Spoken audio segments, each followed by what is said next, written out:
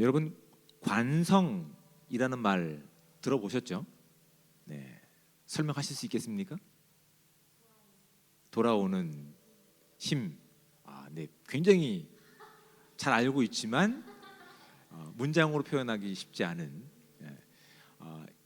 좀 뭐랄까요? 사전적인 의미로 말씀을 드리냐면 현재 운동 상태를 유지하려고 하는 힘, 이게 사전적 의미입니다. 현재가 정지해 있던 움직이든지 현재 가지고 있는 힘을 계속 유지하려고 하는 힘, 이게 관성이라고 하는 우리가 다 알고 있는 단어의 정의입니다. 이것이 단순히 이렇게 물리과학적인 언어로만 쓰는 것이 아니라 이런 관성이 우리의 신앙에도 있음을 우리가 확인하게 되는 것들이죠. 하나님께서 야곱을 선택하시고 아브라함을 선택하신 이유가 이 땅에서 잘 먹고 잘 살기 위해서다? 아니죠. 잘 먹고 잘 살기 위해서가 아니라 이제 구약에서 보면 하나님의 백성을 거룩한 백성으로 삼으시기 위해서, 이것이 신약에 와서는 갈라디아서 5장에 보면 하나님이 우리 안에 거하실 때 우리로는 맺힐 수 없지만 하나님이 함께 하심을 통해서 맺혀지는 성령의 열매들이 있는 거야. 사랑과 희락과 그렇죠? 우리의 성품을, 우리의 삶 자체를 하나님이 기뻐하시는 거룩한 삶으로 바꿔 가시겠다고 하는 의지가 하나님께서 믿음의 사람들을 세워가는 그 내용 가운데 아주 중요하게 담겨 있는 거야. 근데 중요한 것은 그거죠. 하나님께서 세우신 이 질서 가운데서 아무것도 없는 자들이 그것을 줄까요? 예를 들어서 제가 10원 한 장 10원도 없습니다. 제가 여러분에게 10원을 줄 수 있을까요? 불가능하죠. 이거는 이 자연 질서 가운데 불가능한 겁니다. 그래서 하나님께서 아브라함을 선택하셔서 그를 축복하시는 내용이 네가 복이 될 거야입니다. 복이 될 거야. 복이 있어야, 그렇죠? 그가 복된 삶이어야 비로소 그 복된 삶을 주변 사람들 가운데 전할 수 있고 흘려보낼 수 있는 진정한 복이 될 수 있기 때문에 하나님이 아브라함을 선택하셨을 때에도 약속하신 내용이 너는 복이 될 거야. 너를 축복하는 자를 축복하고 내가 축복하고 너를 저주하는 자를 내가 저주하겠다라고 하나님, 그 복을 주실 수 있는 하나님이 아브라함의 보호와 아브라함의 손길을 인도하시겠다라고 약속하신 사건들이 이제 창세기에 드러나고 있는 거예요. 하나님이 그 인생을 책임지시고 하나님이 그 인생과 함께 하시기 때문에 아브라함은 복된 삶이라는 사실을 우리가 잊지 말아야 되는 겁니다. 아멘들 안 하시네. 네, 하나님이 함께 하시기 때문에 우리가 진짜 복된 사람이 되는 겁니다. 그러면서 점점 하나님이 기뻐하시는 복이 되어 가고 있는 거예요. 이것이 다른 표현으로 말하면 거룩한 삶이 되어 가고 있는 거예요. 거룩한 말이 너무 어렵죠. 그렇죠? 이 원어적인 의미는 구별됨이라는 뜻입니다. 이 땅의 것에 우리가 욕심을 두는 것이 아니라 하나님께 우리의 모든 것이 들어졌기 때문에 비로소 신약에서는 그 거룩하신 하나님이 우리와 함께 하시기에 이 땅이 줄 수 없는 사랑과 희락과 화평과 오래 참음과 자비의 양성, 이러한 하나님의 결실들이 맺혀지게 되는 것들이라고요. 하나님은 이런 목적을 가지고 아브라함을 세우시고 이삭을 세우시고 야곱을 세우셨습니다. 야곱이 잘 딸려올까요? 아니죠. 그의 인생 가운데 하나님을 경험한 분명한 체험이 있음에도 불구하고 그는 하나님이 기뻐하시는 거룩한 삶으로 나가지 못하고 있는 것들이 지금 우리가 말씀을 통해 살펴가고 있는 것들이 있다고요. 여전히 그의 인생 가운데 무엇이 있습니까? 하나님께 돌아가지 않으려고 하는 영적인 관성이 있는 거예요. 여전히 버티려고 하는, 여전히 자신의 방향성을 유지하려고 하는 관성 같은 것들이 있는 거예요. 근데 하나님은 그런 그를 여러 가지 방법을 통해서 20년이 지난 시간 가운데 결국 하나님께서 원하시는 하나님의 주권이 있는 가나안 땅으로 돌려보낼 계획들을 라반의 계략을 통해서도 이끌어가고 계시는 거예요. 그런데 그 돌아가는 손길 가운데, 돌아가는 발걸음 가운데 우리가 살펴봐야 될 내용이 무엇이냐면 오늘 본문에 보면 드라빔이라고 하는 단어가 등장합니다. 드라빔 뭔지 아시겠습니까? 잘 모르시죠? 드라빔이라고 하는 것은 이 고대 근동 지역에 있는 가족 신을 이야기합니다. 가족 우상을 이야기하는 거예요. 가족 뭐 예전에도 우리나라에는 이렇게 가족 어떤 산당들이 있고 했던 것처럼 고대 근동에도 가족 신이 있습니다. 아직도 중동에 가면 이런 신들의 모양을 조각해 놓은 것들이 있어요. 이 크기는 작은 것도 있고 큰 것도 있어요. 그러니까 그것은 정확하게 우리가 얼마만큼 큰지를 알지 못했지만 오늘 본문을 보면 자 34절 말씀을 볼까요? 라헬이 그 드라빔을 가져온 낙타 안장 아래에 넣고, 낙타 안장에 가려질 만한 크기였다는 것이죠. 좀 크기는 큰 것 같지 않습니다. 그런데 이 가족 신이 지금 라반에게 있어서 어떤 존재인 거예요? 자기 목숨과도 바꾸지 못하는, 그러니까 라반의 산 가운데서 이 드라빔은 자기가 복을 누릴 수 있는 근원이 된 거죠. 그러니까 지금 하나님의 인도하심과 보호하심 가운데 야곱은 마치 다시 도망자의 신세처럼 도망가고 있는 과정 가운데서 야곱의 아내인 라헬이 자신의 아버지가 자신의 목숨보다 더 귀하게 여겼던 드라빔을 훔치는 사건이 오늘 본문 가운데 등장하고 있는 거예요. 드라빔이라고 하는 이 당시의 그 무게감이라고 하는 것은 이 가족의 가장으로서의 권위, 가장으로서의 어떤 방향성, 삶의 내용들을 결정할 수 있는 너무나 중요한 거예요. 그래서 이게 드라빔이 실질적으로도 굉장히 비싼 가격에 거래가 되는 경우가 많다고 합니다. 근데 정확하게 라헬이 왜 아버지가 그렇게 목숨보다 더 귀하게 여겼던 드라빔을 훔쳤을까? 라고 하는 부분에 대해서는 본문이 명확하게 드러나고 있지는 않습니다. 아마 이렇게 추측해 볼 수 있을 것 같아요.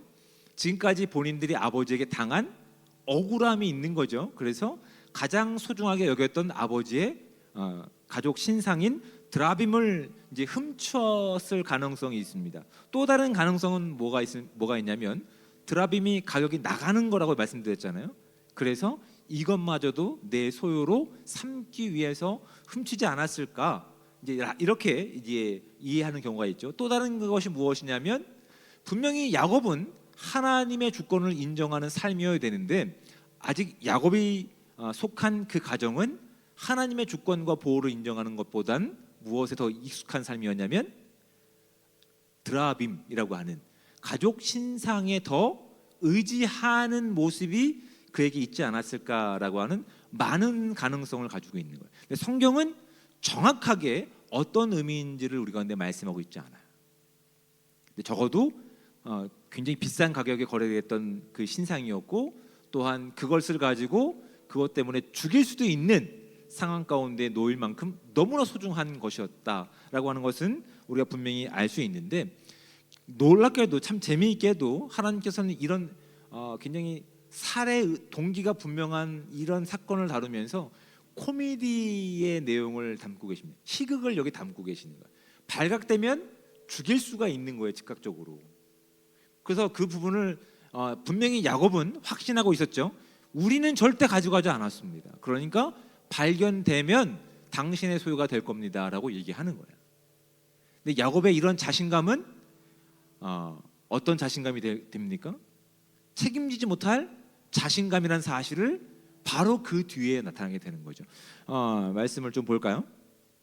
자, 32절 말씀을 보십시오. 이건 야곱이 한 말입니다. 외삼촌의 신을 누구에게서 찾든지 그는 살지 못할 것이요, 우리 형제들 앞에서 무엇이든지 외삼촌의 것이 발견되거든 외삼촌에게로 가져가소서 하니 야곱은 라헬이 그것을 도둑질한 줄을 알지 못함이었더라. 야곱은 이 사실을 몰랐어요. 몰랐음에도 불구하고 어디서 오는 자신감일까요? 어디서 오는 근거 없는 자신감일까요? 야곱의 이런 잘못된 선택으로 인해서 누가 죽을 뻔했습니까? 자신이 가장 사랑하는 라헬이 죽을 뻔한 위기를 맞게 되는 거예요. 묘한 복선이 깔려 있어요. 지금 야곱에게는 몇 명의 아내가 있습니까? 총 4명의 아내가 있어요. 그 중에 누굴 가장 사랑했을까요? 라헬이었어요. 자신이 가장 사랑하는 아내를 지키지 못하는 약속을 지금 누가 하고 있는 거예요? 야곱이 하고 있는 거예요. 야곱의 이런 모습을 통해서 우리의 인생을 되돌아보게 된다고요. 우리도 책임지지 못할 약속들을 하고 있지는 않는지를 살펴가게 됩니다. 그래서 가능하면 여러분 책임질 말만 하시기 바랍니다. 가능하면 얘기했으면 그 말에 책임지는 인생을 사시기를 주님의 축복을 드립니다. 저도 말을 잘 많이 안 합니다. 말을 하면 할수록 실수가 많아지는 것을 저도 알고 있기 때문에 그래요. 그래서 제가 뭐 얘기할 때 언제 밥 한번 먹자라고 얘기하면 저는 끝까지 밥을 먹습니다. 제가 잘 얘기 안 하잖아요. 안 먹겠다는 얘기입니다. 네. 농담이고 저는 밥을 한번 먹자라고 얘기하면 빈말로 얘기하지 않습니다. 언젠가 반드시 밥을 먹겠다라는 약속을 하고 있는 거예요. 또 저는 이렇게 얘기합니다. 어떤 어려움에 처한 사람이 있으면 제가 예를 들어서 그 한 사람을 위해서 기도하지 못할 상황에 있다고 한다면 그 당장 약속은 하지 않아요. 근데 하나님 주신 마음 가운데 꼭 기도해야 되겠다, 기도를 끝까지 해야 되겠다라는 마음을 주시면 그때 약속합니다. 저라고 얘기해 봤을 때 야, 기도해 보자라고 얘기한 적 들어보신 적 있습니까? 없는 분도 많죠. 저는 그런 약속을 하지 않으려고 합니다. 왜냐하면 우리가 섣불리 이런 약속을 했을 때 우리가 스스로 책임지지 못하는 하나님의 백성다운 모습을 내 스스로 하고 있기 때문에 그것이 발각되면 어떻게 될까요?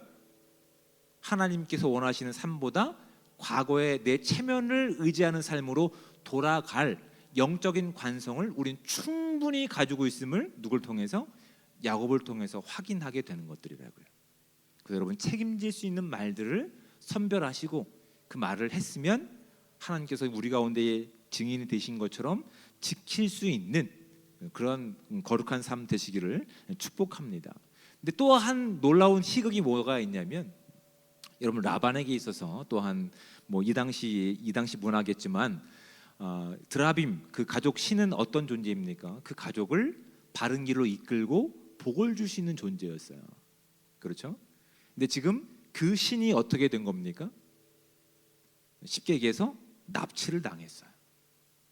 그리고 그 신이 라반을 보호해줘야 되는데 보호받지 못한 채 어떻게 되어 있습니까? 라헬의 엉덩이에 깔려 있는 거예요. 재밌지 않으세요? 하나님께서는 하나님이 선택하신 그 야곱이 진짜 복이 되어 가시는 복으로 만드시는 과정 가운데 이런 희극을 성경을 읽고 있는 독자들로 하여금 보기를 원하고 있는 거예요. 너희들이 믿고 의지했던 오늘날로 우리가 얘기하면 여러분 우리의 인생 가운데 드라빔이 무엇이 있을까요? 우리의 어떤 앞길을 책임져 주고 믿을 만한 근거가 되는 것들. 쉽게 얘기해서 한 가지 예를 들면 과학이라고 하는 그 부분을 한번 얘기해 볼까요? 여러분 과학은 뭘까요? 증명된 사실이라고 얘기하지 않습니까? 그렇게 얘기하지 않습니까? 네, 그렇게 얘기합니다. 근데 그 앞에 빠진 것이 있습니다. 뭐가 있을까요? 과학도 증명된 사실입니다. 그 증명하기 위해서 뭘 세웁니까? 가설이라고 하는 걸 세웁니다. 가설은 이렇게 될 거야라고 하는 과학적인 신념, 과학적인 믿음의 근거를 두고 있습니다. 그렇죠? 그 믿음을 연구와 또한 학습을 통해서 증명될 수 있으면 과학적으로 증명됐다라고 얘기합니다. 증명을 통해서 내 가설이 증명됐다라고 얘기합니다. 여러분 우리가 살고 있는 이 모든 시대 가운데 그 과학으로 모든 것이 설명될까요? 네, 안 됩니다. 그것이 우리의 현실이에요. 근데 우리가 지금 속고 있는 게 뭡니까? 과학적인 증명이랍니다. 과학적인 방법이라고 합니다라고 얘기하면 무엇보다 더 신뢰하는 경향이 있죠. 하나님 말씀보다 과학의 결과를 더 증명하고 신뢰하는 우리의 모습들이 있다고요. 어느새 예배하고 있으며 어느새 하나님이 함께 하심을 가지고 기도하고 있는데 과학이라고 하는 이 땅이 만들어 놓은 이 땅의 어떤 힘 가운데 우리가 그것을 의지한 나머지 어느새 어떨 때는 신앙, 어떨 때는 과학을 의지하는 모습들이 우리 가운데 있다는 사실을 우리 스스로도 발견하게 되는 거예요. 그러니까 드라빔보다 사실은 우리에게 진정한 복을 줄 수 있는 분이 하나님이심을 야곱의 인생을 통해서 우리로 하여금 알게 하실 목적이 있는데 어느새 우리의 삶 가운데 깊이 들어왔던 나의 이익을 위해서, 나의 편안함을 위해서, 아니면 사람들과의 관계 가운데에서 나타나는 비교 때문에 하나님께서 기뻐하시는 복보다, 복된 인생으로 살아가는 것보단 그들이 원하는 모습에 복으로 치장하려고 하는 우리의 모습들, 그래서 복된 인생으로 살아가는 것보단 다시 과거의 나로 돌아가려고 하는 모습들이 있다는 사실을 성경은 이 하나님의 주권과 보호 가운데 돌아가는 야곱의 그 발걸음 가운데 우리의 모습을 볼 수 있는 기회를 주신 거라고요.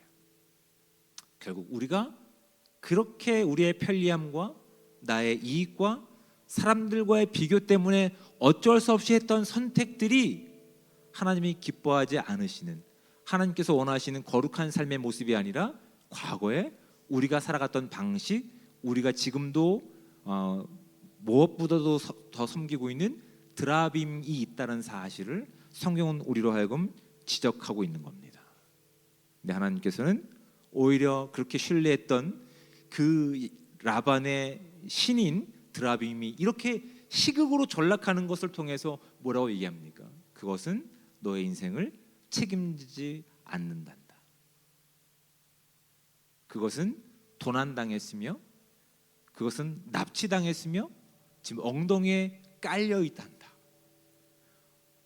하나님께서는 이것을 우리로 하여금, 야곱으로 하여금 알게 하십니다. 그리고 야곱이 지금 이 상황에서 몰랐기 때문에 그냥 넘어가지만 하나님께서 마지막 가나안 땅, 하나님의 주권이 있는 그 땅, 상징적인 땅이지만 그 땅에 들어가시기 전에 뭘 얘기하시냐면 너희 가운데 있는 모든 드라빔들을 꺼내서 다 버려라라고 말씀하세요.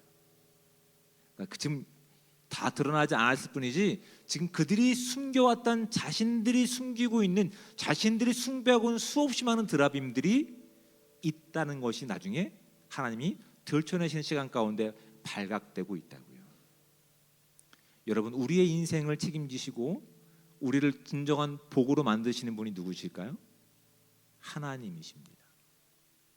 하나님께서 우리와 함께 하시기 때문에 우리가 이 땅에 가지고 있는, 이 땅의 기준에서 봤을 때는 아무것도 없다 하더라도 하나님이 우리와 함께 하시기 때문에, 그 거룩함이 우리와 함께 하시기 때문에 우리가 비로소 어떤 존재가 될 수 있냐면 사랑을 나눠줄 수 있는 존재가 되는 거예요. 이것도 참 어려우시죠? 여러분, 사랑은 뭐 고린도전서의 13장에 보면 사랑의 장에 나오잖아요. 끝까지 포기하지 않는 겁니다. 끝까지 포기하지 않는 거야. 내 목숨이 죽는 한이 있다 하더라도. 그 사랑을 가지고 여러분 지난 한 주를 돌아보시기 바랍니다. 끝까지 사랑하신 적 있으십니까? 한 2번 정도 사랑하다가 포기하지 않습니까? 예수님의 제자들도 복음서에서 이렇게 얘기합니다. 주님, 저희가 몇 번 사랑하고 몇 번 용서해야 됩니까? 예수님께서 말씀하시죠. 70번씩 7번 용서하라고. 그러니까 내가 주인이 되어서 내가 책임지는 인생 가운데 그것은 도저히 불가능한 요구입니다. 그렇죠? 근데 영원하신 하나님, 정말 하나님, 참 사랑의 하나님께서 나와 함께 하시고 그 넉넉함과 그 거룩함을 가지고 우리가 살아낸다고 한다면 70번이 아니라 우리는 영원까지 사랑할 수 있는 존재가 되어갈 수 있다고요. 하나님께서는 그 약속을 하고 계시는 거예요.